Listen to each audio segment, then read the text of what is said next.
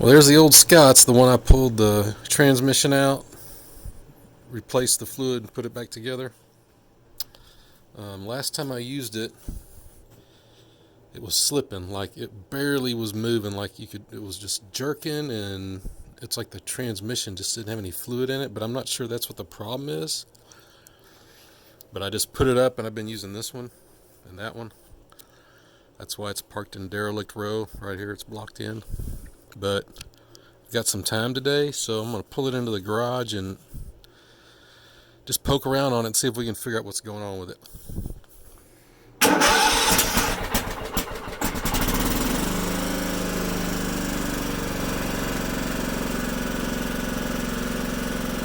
It's burning a lot of oil. That's kind of strange. I don't figure out what that is.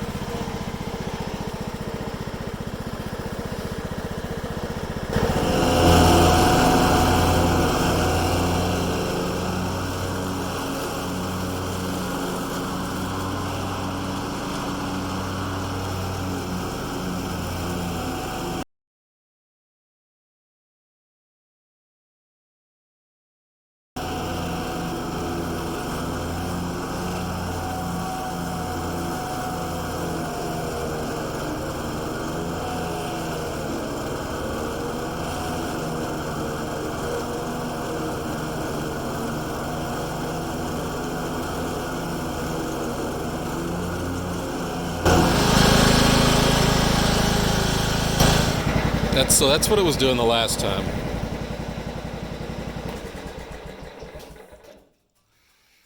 Basically, it's just really crappy pedal response, and it's hard to do it on video, but you can just feel the wheels chattering, like they're not grabbing and spinning. It's like almost like there's like gear teeth with a couple of teeth missing, but I know this doesn't have gear teeth, but it's that kind of sensation where it'll like slip and grab, slip and grab. So what I want to check is see if it's maybe the drive belt slipping on the pulley, and it has nothing to do with the transmission. So I'm going to jack this thing up and we'll check that out.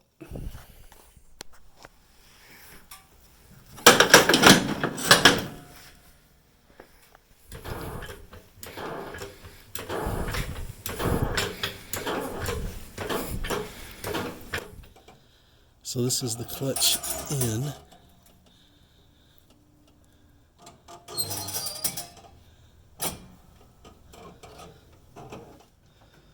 It feels, well, it's kind of loose, but it's not super loose.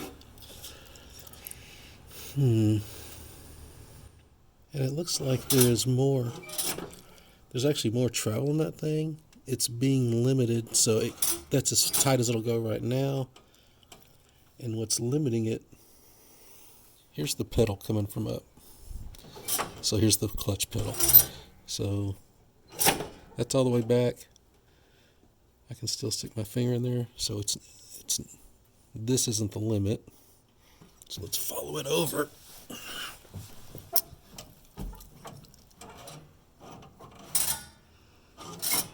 It looks like that's the limit right there. Threaded rod does have some adjustment, and so I'd want to basically adjust it out farther. Now it looks like I can unpin it right there, but I wouldn't be able to spin it because it's bent. I don't think I'd be able to. But it looks like it's sliding on the outside of the frame over there, so let's go on the other side and see if we can identify it. There's my finger. This is the other side of that adjuster. So on the other side of that is the threaded hole that rod goes through, and we need to be able to spin the rod, but the rod is bent at an angle. So what I could do is unpin it right there and just push the whole adjuster through the frame and let it just fall out, spin it and push it back in, or I could unpin it in the back and see if I could spin it that way, which that's what I prefer, because then I could see how much I'm doing. So let me go back over there, and now that I've seen how it's set up over here, we'll go over there and see which one looks like it makes the most sense. All right, let's see if we can get this thing out without killing ourselves.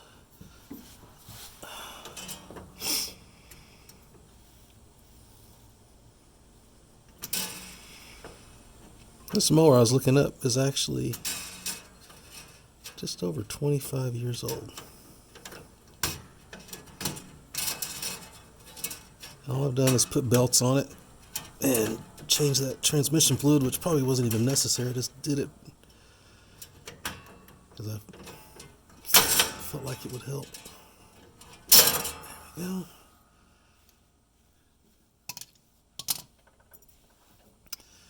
So now, hopefully there's not any tension on this. I can just pull this out. If I can even get it out of here. So now that we have... can we spin it? Okay, I got the rod out. But as I feared, I really can't spin it because when I start rotating it, it hits right here. And I was wondering maybe there's enough flex in that connector up there I could kind of bend it and keep twisting it around, but there ain't no way. So I guess I'm going to go over there, unconnect it, push the whole assembly through, unthread it, and put it all back together. So let me see.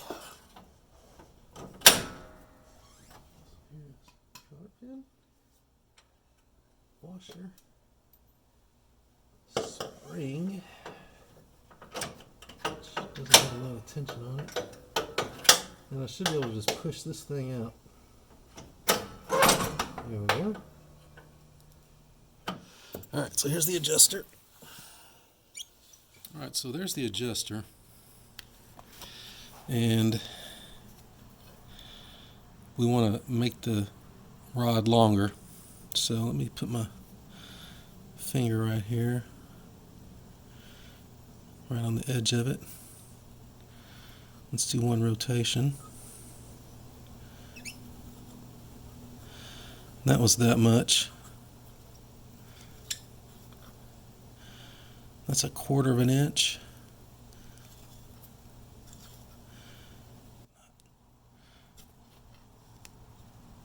The only thing going farther out will do is you want to make sure that when you push the clutch in, it's actually releasing. You're not sitting there burning up your belt.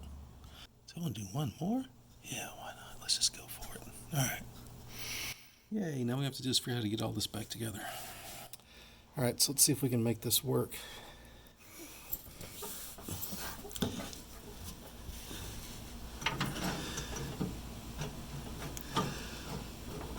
I think that's it right there.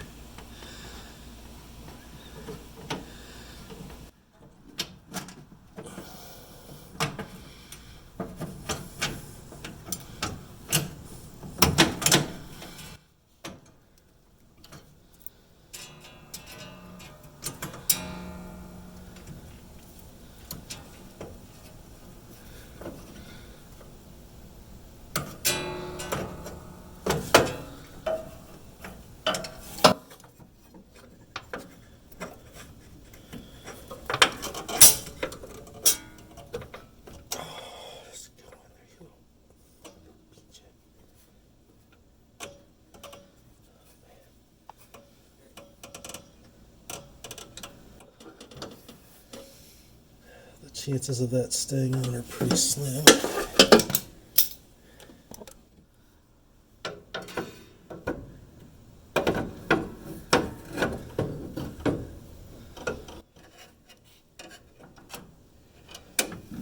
So now,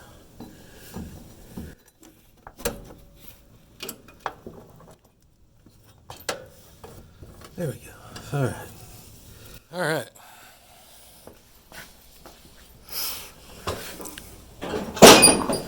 Let's go see if it's made a difference or not. It ain't rained here in 3 months, so I ain't got much to mow.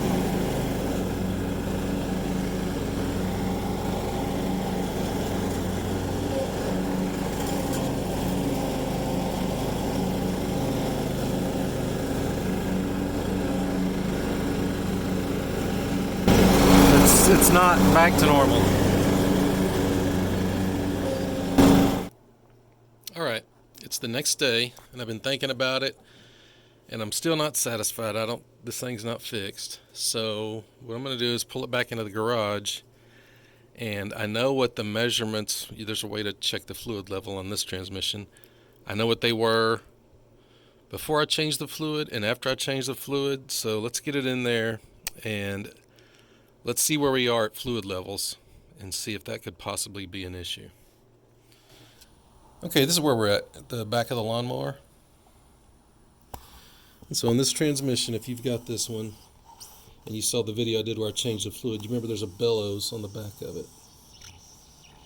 And you can see it right there. And the way you measure it, you just stick a rod or something in there and measure the depth. So I've got a piece of electrical wire.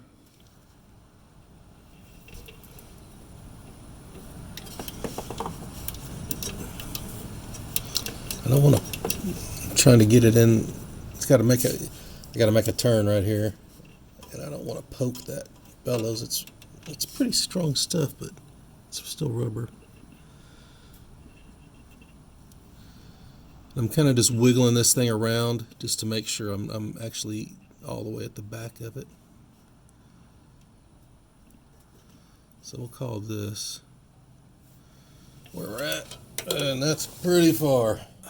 Okay, so what I did is I bent it where I had my mark with my finger. So basically this is how far it went inside the bellows. Now, the last time when I changed the fluid in this, before I changed the fluid, it was at 3.5 inches depth. And after I changed the fluid, it was about 2.5 inches. So over the 20 years or whatever, I'd lost an inch of fluid. So let's see where we're at now. Okay, so we're at 4 7/8. So we're definitely lost some fluid. Now, another way to think about it is when it was brand new, it was here, and over 22 years, it lost this much fluid, and then over 3 years, it lost that much fluid. But I know it's leaking, and you'll know yours is leaking too. It's pretty obvious. You just look at it. I mean,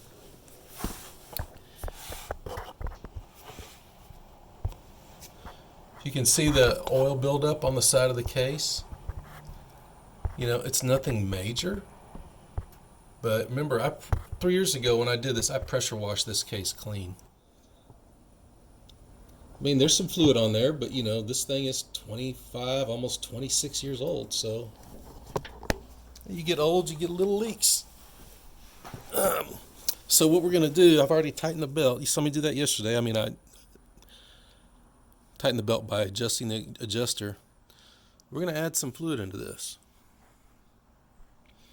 I was thinking about it on the easiest way to do it. I do not want to pull that freaking transmission out again. That was a pain. But you need to have the transmission, you need to have that bellows facing up, really. There's 2 ways to do it. You can pull a vacuum on that bellows, right? Seal it off. And then at the top of the transmission, you can take the fan off, and there's a fill plug, which I never took out because I was afraid to touch it because it's rubber, 20-something years old, don't want to mess with it. Now,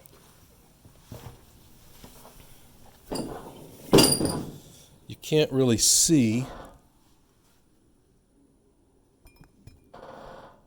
You can see there's the drive belt, there's the fan, and so you can take this battery box out right here, pull this out, and then the center of the fan's about right here. So you could reach down in there, take that nut off, pop the fan off, and then have access to the fill plug. And I would do that. To me, that's not a big deal, but I'm just in a position I think I've got a lot easier way to do it. And that's just pick the butt end of this thing up straight in the air. Now, of course, I've got half a tank. And the oil. So this is one of those things like yesterday, I'm trying to figure out what's easier.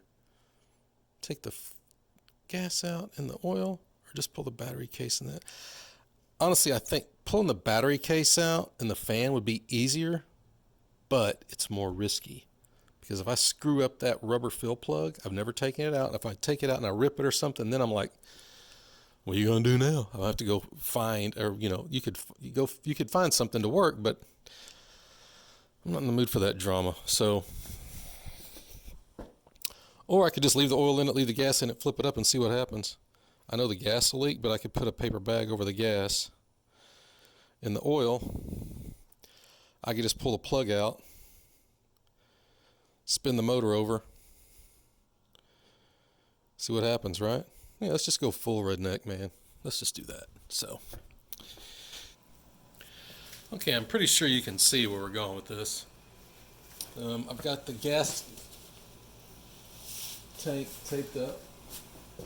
See what happens.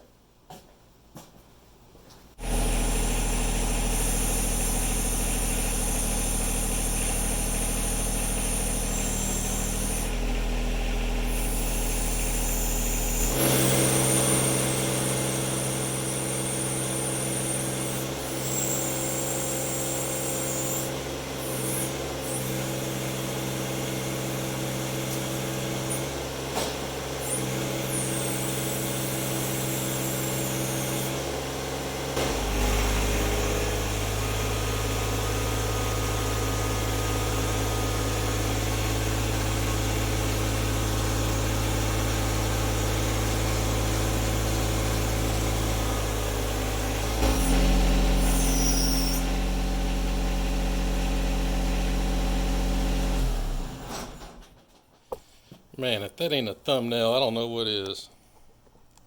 Okay, that worked way better than I thought it would, and I'm not leaking anything so far. And it's actually a lot more stable sitting here, more vertical. So now you can see all the leakage I've had. We're going to pop this thing off, pull it out, fill it up with fluid, put it back on, and see what happens. So I'll be right back. All right, any of y'all ever watch Rain Man Ray's repairs? I love that dude.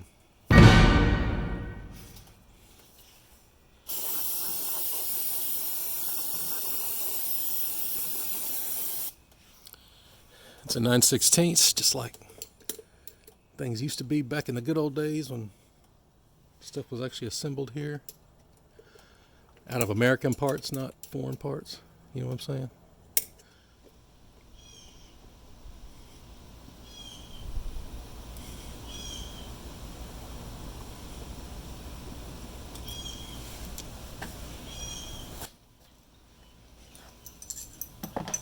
So now we got the cover off. We can pull the bellows out.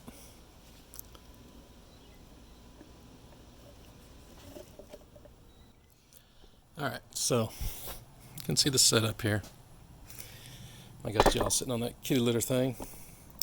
So if you watched the first video, you already know about pulling a vacuum on that bellows. But if not, the way this works is so that bellows basically just applies a small amount of pressure internally to that transmission. And it allows you to install the fluid and then release the bellows, and then basically so you can have zero air in there, which in turn would be zero moisture. The other thing it does is it allows the fluid to expand and contract as the transmission gets hot and cold. So you take the bellows, put a piece of tape on it.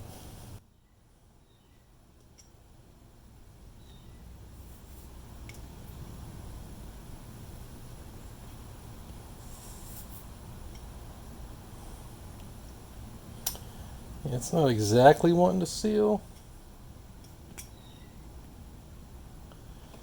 but I think if I get that thing full and just push this on kind of quickly, that'll be good enough. So let me get y'all, and I still have some of the oil from the original time I changed it.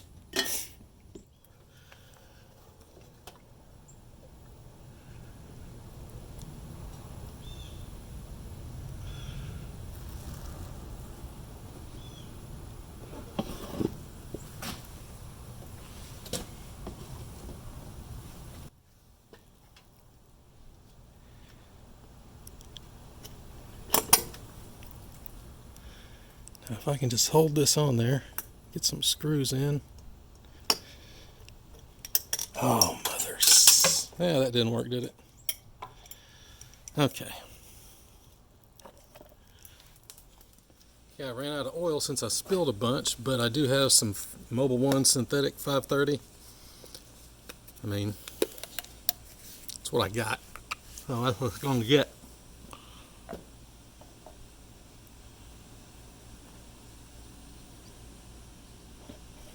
don't know if y'all can hear me talking my mouth full, but basically I ran out of that Peerless oil, so I put some Mobil 1 5W30 full synthetic in there.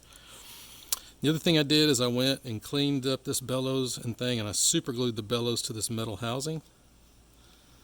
So now you can see it'll hold pretty good, and hopefully we can get these screws started. So I have to move y'all a little bit because y'all are in my way.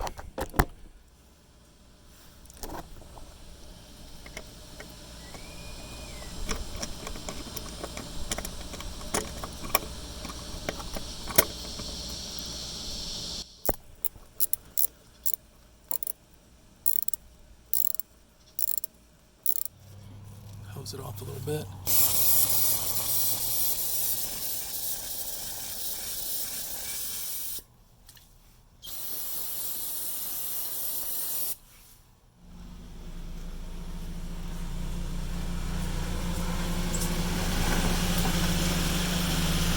Oh, now we're going to pull the tape off. Make sure it's not leaking. Set her down and see how it works.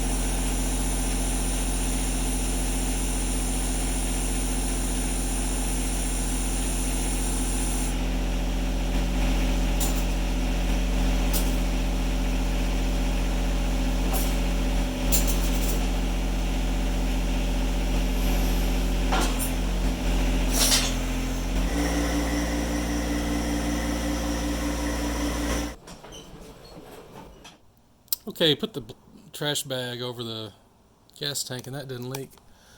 But you know, this thing was sitting on its nose for a little bit. So on this one, the crank's here and the cylinder's over here. So all the oil would have been sitting on top of the back of the cylinder. So what I'm going to do is pull this plug out. We're going to spin this motor over a couple times because if a bunch of oil leaked into the cylinder, we could hydro-lock the engine. And that's basically when the piston's trying to move, but it can't because instead of compressing air, it's trying to compress fluid, which doesn't compress. And could bend the connecting rod and trash the motor. So this is the same thing that happens if you have a needle valve that leaks in your carburetor, needle and seat, and depending on how your gas tank is, it'll sit there and just leak fuel into the cylinder and you can hydro-lock it. And that actually happened to this one. Luckily, I turned the key and I could feel it. It just clicked. You could feel the motor trying to turn. So I stopped right away, pulled the plug out, sprayed about half a gallon of fuel out of it, put the plug back in. It was fine. Right here is where the plug is. It sticks out that way. So I'm going to just spin the motor over a couple times. We're going to see if it shoots out any oil.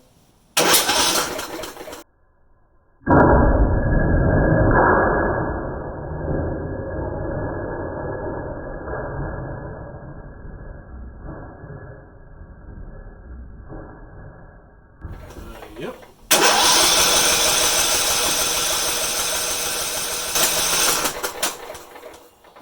That's why you do that. So now we're going to have a nice smoky mess on our hands. You can see what happened. If I would have tried to start this, it wouldn't have started, and there's a good chance, or a decent chance, it would have bent that connecting rod. So, if you're going to do it the shortcut way like I'm doing, make sure you don't forget this step. I got oil all over that exhaust. Okay, I don't know if you can tell, but we're going up a pretty good hill, and this thing is pulling just fine.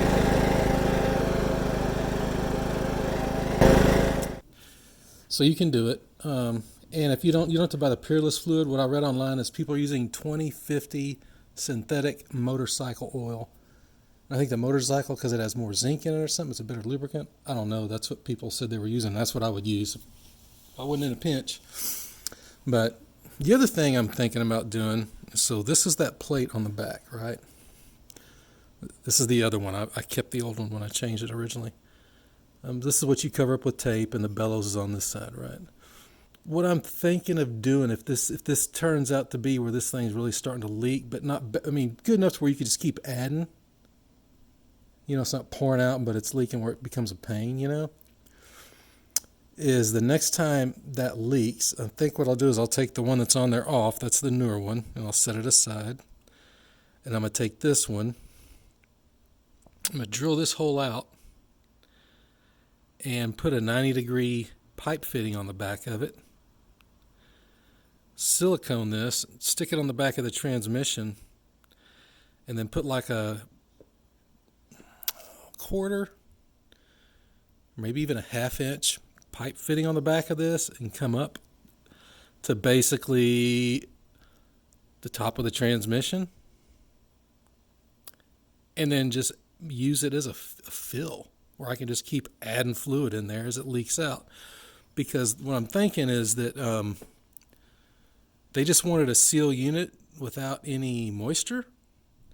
But you could kind of do the same thing if you had your little fill plug or your little fill pipe, and you filled it to the top, and then just wrapped like a balloon or something around it, something that would expand and contract a little bit, but wouldn't let the air in.